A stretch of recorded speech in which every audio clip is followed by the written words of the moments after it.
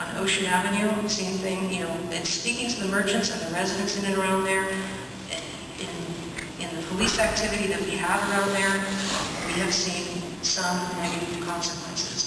Does that mean that I know whether or not Mr. Hansberry and the coalition could put together a business plan that would work? No, I'm not a business person, and that's why I tell the community, educate yourself, come to your own conclusion, go to the planning department and express your opinions.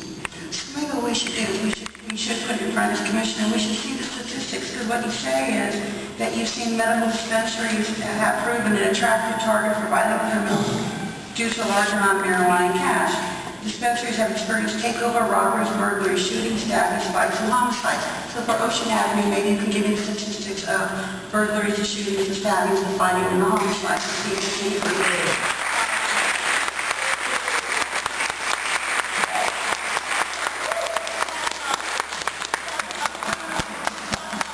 any targeting the pedestrian traffic in and around the dispensaries with strong arm and armed robberies, knowing the potential for victims to be carrying cash. So give me the statistics for the dispensaries that you're in charge of, showing that you have definitely strong arm robberies that are related to the medical marijuana dispensary people.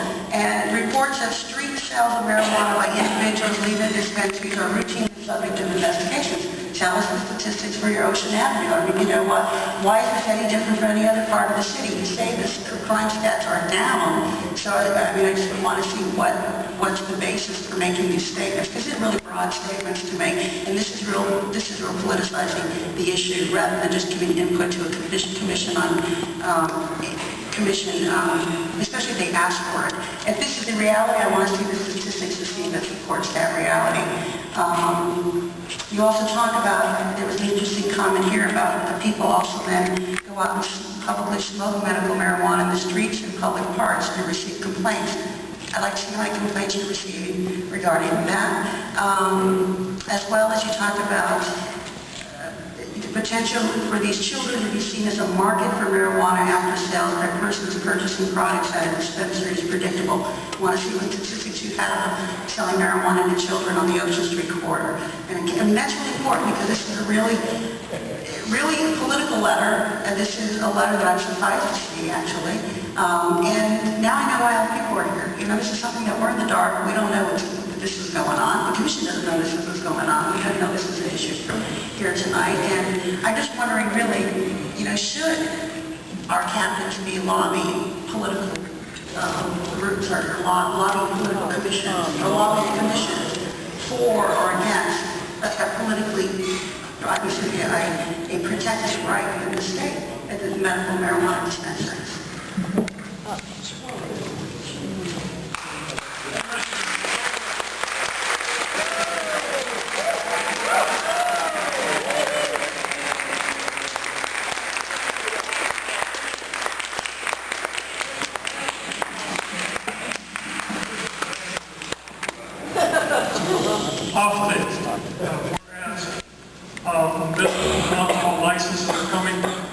Alcohol licenses are coming to our district.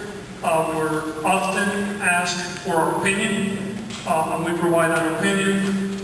What Captain Schmidt was doing here, she was being asked for her opinion as to whether having another cannabis dispensary, much like we do with ABC licenses, whether we would believe that this will cause. And that's what I want to know, Chief. Was she asked for her input, and that's what I want to know. Is this just a move on her own, or was there a request from this commission to the department for their input? No, ma'am, that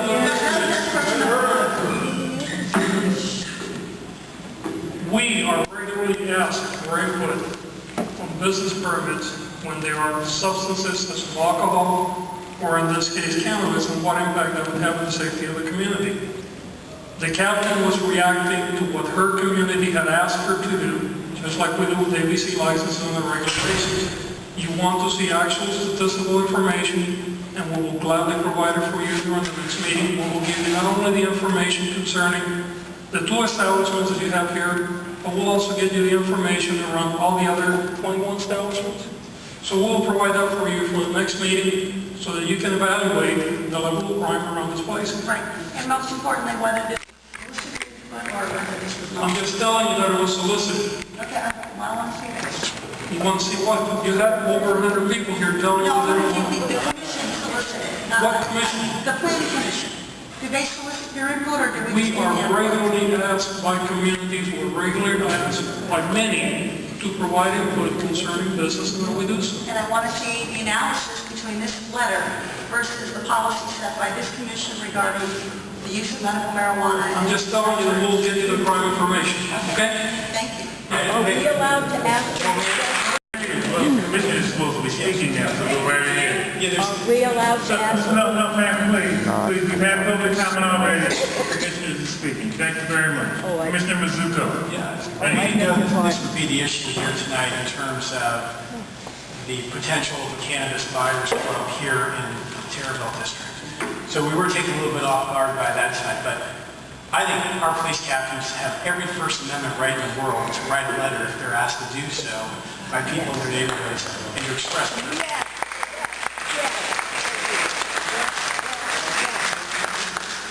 Secondly, it would be nice to see the statistics. We should be accused of we would see the statistics about what takes place in our club to make an informed decision. But this is not a police commission decision. This is a decision for the planning department. And it's a decision for a neighborhood. A neighborhood. Not for advocacy groups on either side. It's for the people who live and raise their families in the neighborhood, and it should be their decision as to whether or not a club comes there. And it's not the police commission's decision, it's the planning department's decision. So, we've heard from both sides. It's a pretty divided issue, and I sat back and I've watched both sides. Both sides made very valid points. Very valid points.